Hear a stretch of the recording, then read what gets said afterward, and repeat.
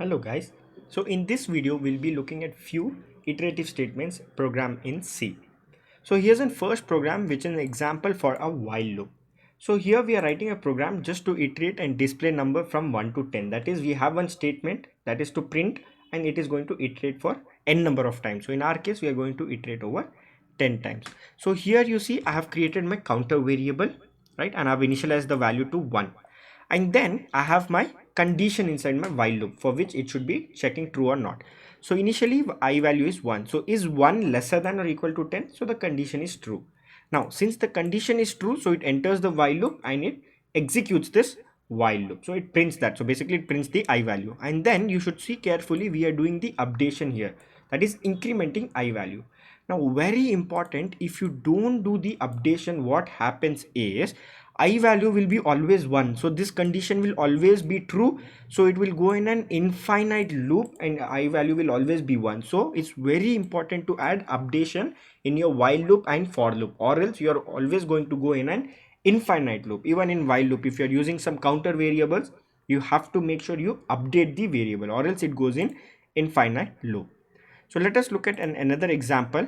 Okay, so where, see here you can see I can give basically the updation and condition both together inside my while loop separated by a comma. So this means this is one expression and this is another expression. So this is exactly like your same program, but the only difference is here updation I've given inside while loop. Here you can give updation, or you can give your the index updation inside your while loop.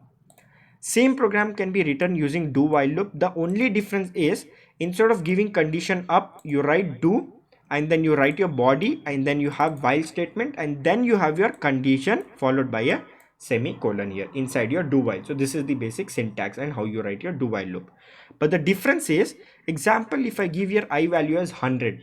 So since this is 100, the condition is false, right? But still this gets executed first because the condition is checked at last. So this enters this execution, it executes this, it also executes this and then checks the condition. Then it thinks, okay, 100 is not lesser than 10, so it stops executing this. So that is one advantage of having do while loop.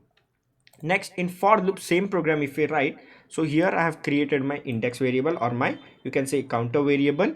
I have initialized that value here and then I have given an conditions which it should check. So if the condition is true, it is going to enter and execute that. And then I have my updation. Based on that, it is going to update the counter variable and then set of action that it should perform inside while loop. So these are few programs in your iterative statements. So next we are going to write program hands-on in lab and we are going to check few programs including both control statements and iterative statements together.